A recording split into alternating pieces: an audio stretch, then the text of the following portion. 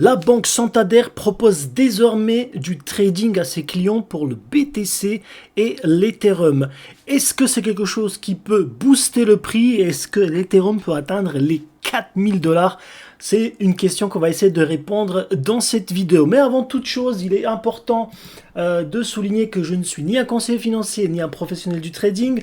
Les contenus présentés sur cette chaîne YouTube sont fournis à titre informatif et divertissant uniquement. Si toutefois vous souhaitez investir sur les marchés crypto ou tout simplement sur le marché boursier, je vous oriente vers un professionnel qui pourra vous éclairer dans votre prise de décision.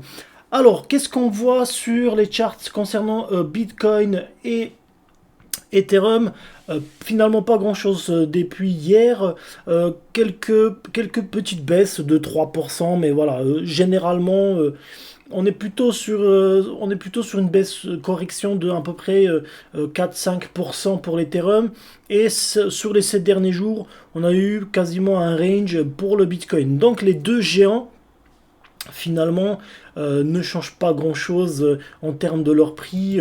Donc quand on regarde bien ici, on a eu un petit plummet, un petit creux qui s'est passé tout à l'heure vers 4 heures, mais finalement le prix il a repris. On verra ce qui va se passer dans les prochaines heures. Et concernant l'Ethereum, eh ben on a exactement eu la même chose, donc un petit plummet et puis après on reprend vers les plus belles. On verra ce qui va se passer par la suite. Pour l'instant, je ne suis pas inquiet. Mais par contre, on a plutôt des bonnes nouvelles qui sont sorties aujourd'hui. On va regarder ensemble cet article-là.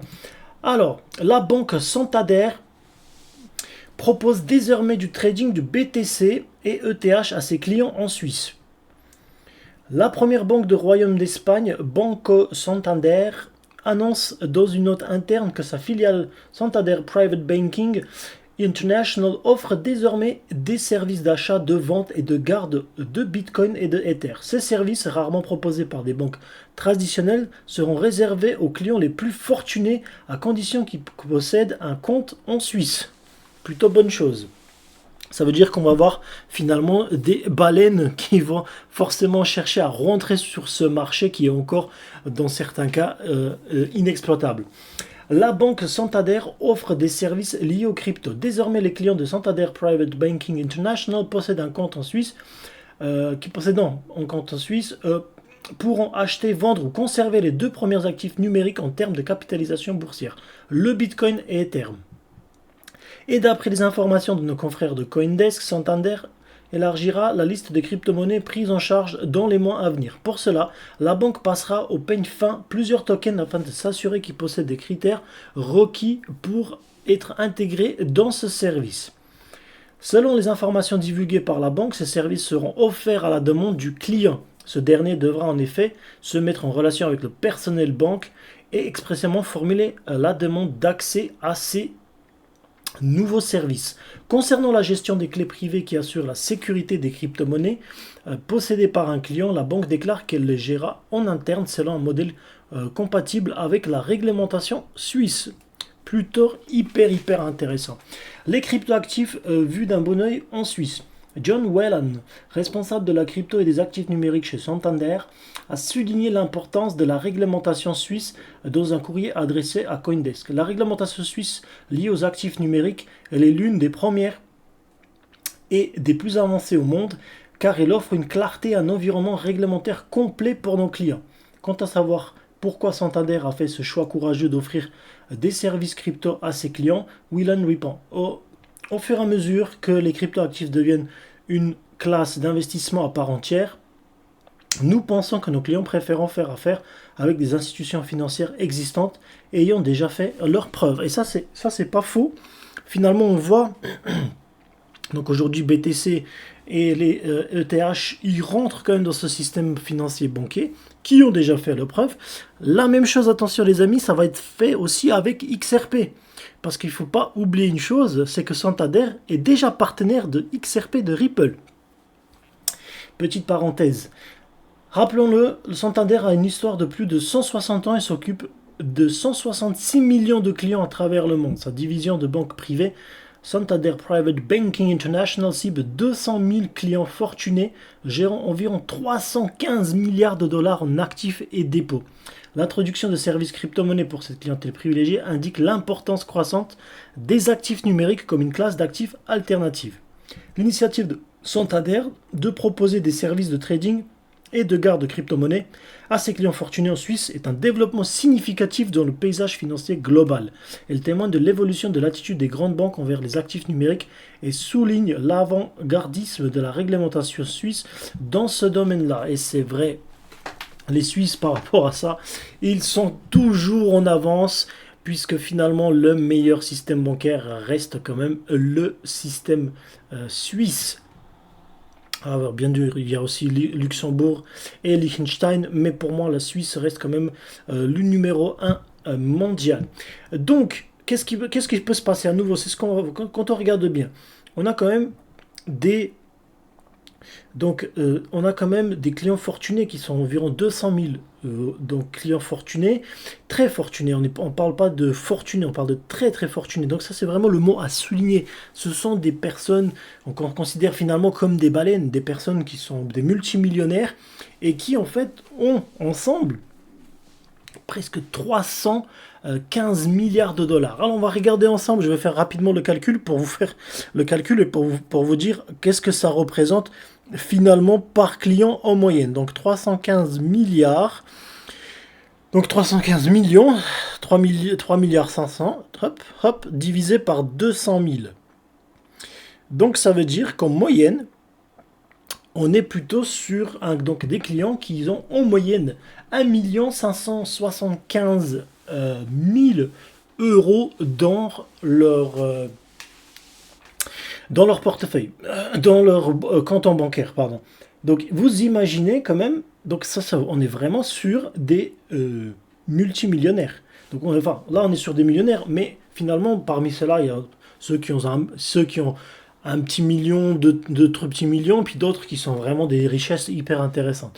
Et donc du coup, le simple fait de se pouvoir aller vers un banquier et de dire, ben voilà, moi aujourd'hui j'ai envie de investir sur le Bitcoin et Ether, parce que finalement mes actions de X, Y, Z ne me conviennent pas, eh ben en fait ça va vraiment faciliter cette approche de cryptoactifs. Et ça, c'est hyper intéressant pour le marché des crypto-monnaies.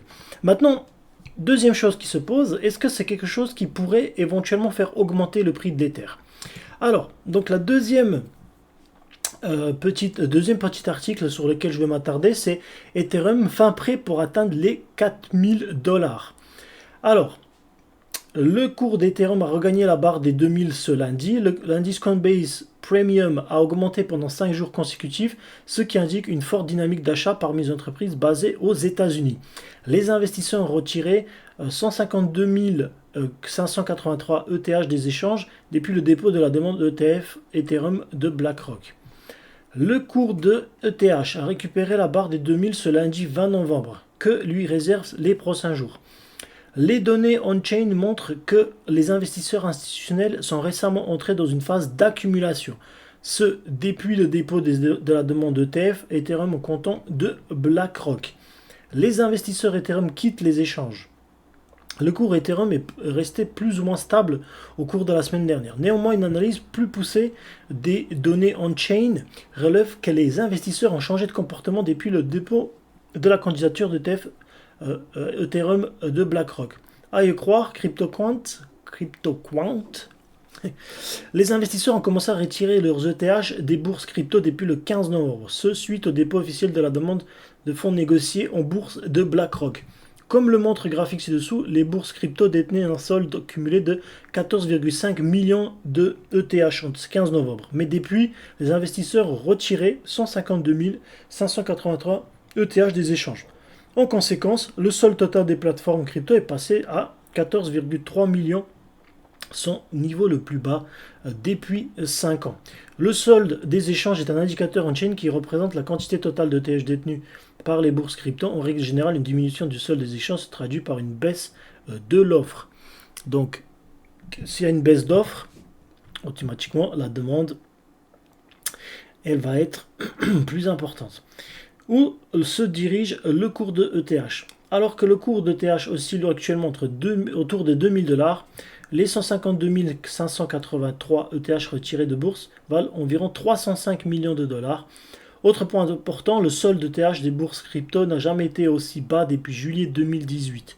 Les baleines crypto et les investisseurs institutionnels ont tendance à stocker leurs avoirs dans les cold wallets. Ainsi, si le dépôt de la demande ETF de BlackRock attire davantage des baleines, le sang des échanges pourrait poursuivre sa baisse. Il convient toutefois de noter que le cours de Ethereum est retombé à son creux de 2018 avant d'enregistrer un record historique de 4 891 $ en 2021. Compte tenu de tous ces facteurs, la baisse du solde Ethereum des échanges pourrait propulser son prix à 4 000 $. Cela dit, le token ne peut atteindre un tel niveau que si les demandes d'ETF au comptant sur Bitcoin et Ethereum obtiennent le feu vert de la SEC. Alors, si on regarde un petit peu, c'est ce qui se passe finalement. Comme il y a cette phase-là où finalement les baleines, elles se disent quoi, on va attendre un petit peu, le prix va baisser, hop, on va rentrer quand le prix est un petit peu plus bas, et boum, on va propulser un petit peu le prix, on va rentrer juste sur cette phase d'accumulation. Donc si on regarde bien ici, à 16h35, on était à 1788 €, et là, aujourd'hui, à cette heure-ci, on est déjà à 1841 €. Donc, il y a quand même un change hyper important qui se passe. Donc, qu'est-ce qui se passe finalement? Comme il est expliqué dans l'article, les baleines attendent, accumulent, regardent les opportunités pour acheter au prix plus bas avant de voir vraiment ce qui va se passer avec les ETF de BlackRock. Et on regarde là vraiment en live, on voit vraiment que le prix il commence à reprendre de la force, et donc il est en train d'avoir une tendance plutôt haussière. Il y a beaucoup d'acheteurs, donc il y a eu à un moment donné, on voit qu'ici il y a une pression des vendeurs qui s'est effectuée, le prix est baissé, mais boum, les acheteurs sont rentrés dedans et on veut pousser donc vers autour de donc le support résistance qui se trouve ici autour des 2000 $. Maintenant, qu'est-ce qui va vraiment se passer? L'objectif, ça va être de viser déjà dans un premier temps la zone des 2059 $ avant de chercher un petit peu plus haut, donc qui est 2122 $. On verra, là c'est vraiment quelque chose qui va se dessiner sur les périodes. On voit vraiment ce que je vous ai dit, c'est qu'à un moment donné, ici, sur cette... donc on va plus se mettre ici. Donc sur... non, on va monter un petit peu, voilà, c'est comme ça, c'est mieux. Donc il y a eu cette pression, forte pression des acheteurs, des vendeurs, pardon, qui a poussé vraiment la flèche le plus bas possible, donc à 1951 $. Et puis après, boum, les acheteurs sont venus, ils ont dit, bah ok, moi j'ai profité pour acheter ici au plus bas, au niveau de support résistance, parce que ça touchait quand même le support résistance de 1952 $, avant de finalement reprendre et avoir un élan d'acheteurs qui potentiel. Donc, on va voir ce qui va se passer par la suite. L'objectif maintenant, c'est tout simplement de casser déjà cette résistance, support résistance qui se situe autour de 2000 $. Est-ce que on aura un Bitcoin, pardon, un Ethereum à 4000 $? C'est fort possible, mais il faut attendre un petit moment. C'est surtout la validation justement de ces ETF qui va faire toute la différence, parce que dans ces moments-là, on va avoir vraiment une entrée potentielle de nouveaux clients, surtout des amateurs qui rentrent toujours en retard, malheureusement. On est toujours en retard par rapport à l'ensemble des réglementations institutionnelles. On a toujours les informations en retard. Mais c'est pour ça que je vous dis que voilà, quand il y a une baisse de prix comme ça, il faut être vigilant, il faut quand même rentrer rapidement dedans, attendre les bons moments, parce que quand on regarde ici, voilà, 1952 $. Ici, on est plutôt sur un support résistance. Quand on regarde bien, on est très très loin. Donc, il n'y a aucun risque aujourd'hui de rentrer ici et d'attendre que le prix monte. Même si, voilà, quand on regarde bien, on a plutôt une tendance baissière qui se dessine depuis le 9 novembre. Mais attention, donc là, on voit quand même qu'il y a une reprise de... Donc on en voit quand même qu'il y a une divergence ici, hop, une divergence qui se crée. Et donc du coup, qu'est-ce qui va se passer par la suite? Ça va être très compliqué de savoir, mais en tout cas, il y a une seule chose qui peut arriver, c'est que quoi qu'il arrive, si vous investissez sur le long terme, vous allez être forcément gagnant. Qu'est-ce que vous en pensez? Est-ce que vous pensez déjà que l'idée que la banque Santander propose à ses clients fortunés des cryptoactifs, donc le Bitcoin et le BTC, est-ce que c'est quelque chose qui est plutôt positif pour le marché des crypto-monnaies? Dites-moi dans les commentaires. Et dites-moi aussi dans les commentaires, est-ce que vous pensez que finalement, on retrouvera cette année à nouveau un prix de Bitcoin qui sera autour des 4000 $. En tout cas, moi, je vous retrouve très bientôt dans une prochaine vidéo. N'hésitez pas à liker, n'hésitez pas à partager cette vidéo. Et je vous souhaite une excellente soirée. À très bientôt. Bye bye.